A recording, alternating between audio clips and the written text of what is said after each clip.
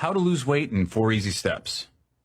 Step 1, no beer. Every time you drink a beer, it's like eating 7 slices of bread. That's a lot of unnecessary carbs. Step 2, portion control. When eating out at a restaurant, cut your meal in half and ask for a takeout container to save the rest for later. Step 3,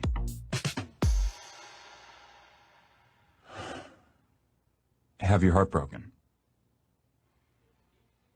And not just broken, but shattered.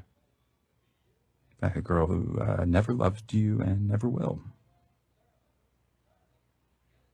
Try to get your shit together and join a gym. Start going to the gym regularly, and even though you don't know that much about exercise and you're way too weak to do pretty much anything but lift 5-pound weights with the old people, do it until your sweat makes a puddle on the floor. Then go home and go to bed, and the next day do it again, and then again, and then again. Then go to work and listen to stories of your ex-girlfriend fucking around with gross and terrible people. Stories from your coworker friends who think they're doing you a favor.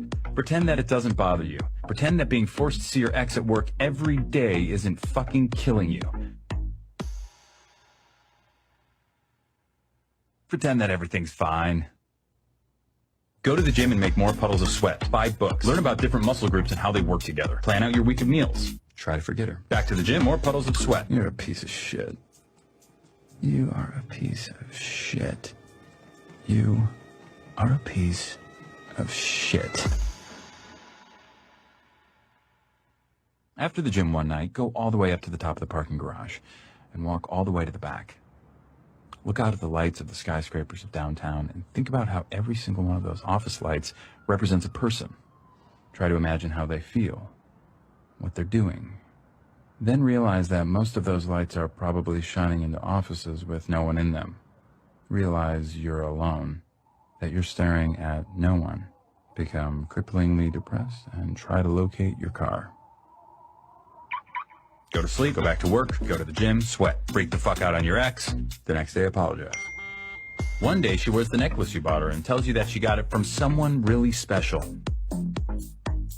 That night, you discover that Slayer's Angel of Death might be the perfect song to do squats to.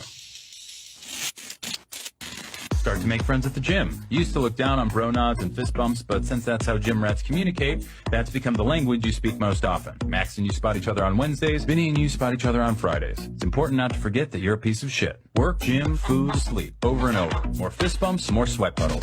Your body changes slowly, then all at once. You hit your goal weight, pick a new one, then hit it again. You go out and buy new clothes. You receive wave after wave of compliments. Your ex tells you that she's seeing someone else. Fucking bullshit. That night you go to the gym. You run farther and lift more than you thought your body was capable of. You go home and eat a single chicken breast and steamed vegetables. You go to sleep. You dream of a bottomless black puddle. No. No. No. There's a girl you see a lot at the gym who always does these weird leg exercises you've never seen before. You make it a point not to look at her because you're overly worried about looking creepy. Like that guy in the blue shirt who never wears underwear and always hangs around the lat pull-down machine. But you notice this girl is always at the gym when you are and seems to always choose the bench next to you. You turn up the Slayer and concentrate on making your puddles bigger. At work, your ex parades her new boyfriend around, flatly ignoring you the entire time. He's taller than you, in better shape than you, and significantly better looking than you.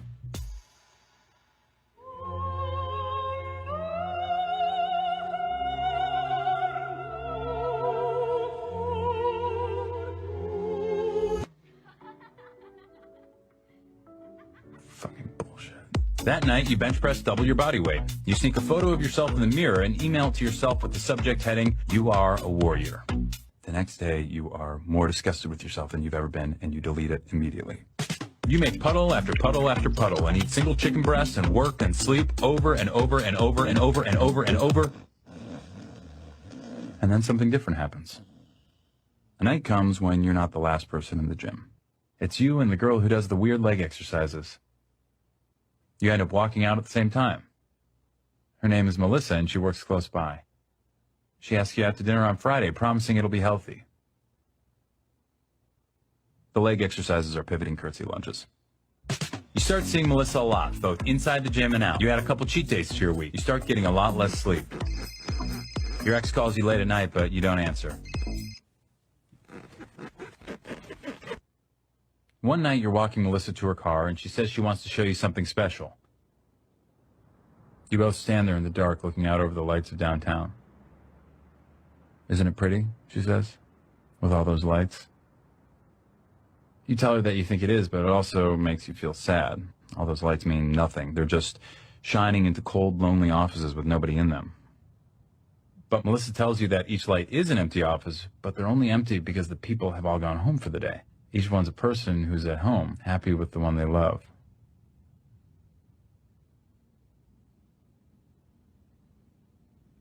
You look at her in the lights, and she smiles. Something in your chest expands.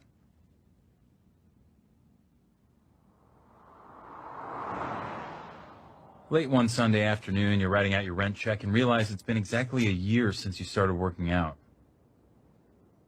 You think of all those miles you've run, those pounds you've lifted, and chicken you've eaten, and puddles you've made, and it doesn't seem that bad. You realize that it's not about hitting a goal weight or lifting weights. It's about waiting, being patient, and trusting that life will slowly inch along and things will get better. After all, change takes time.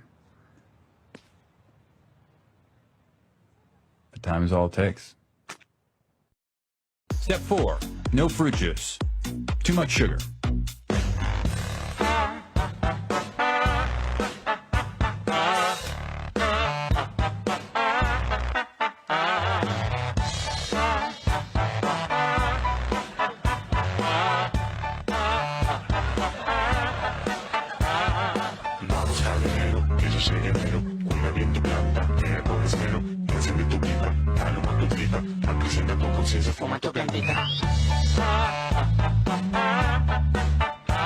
Por eso baila sin control de tu mente crítica, percibe la realidad como mágica.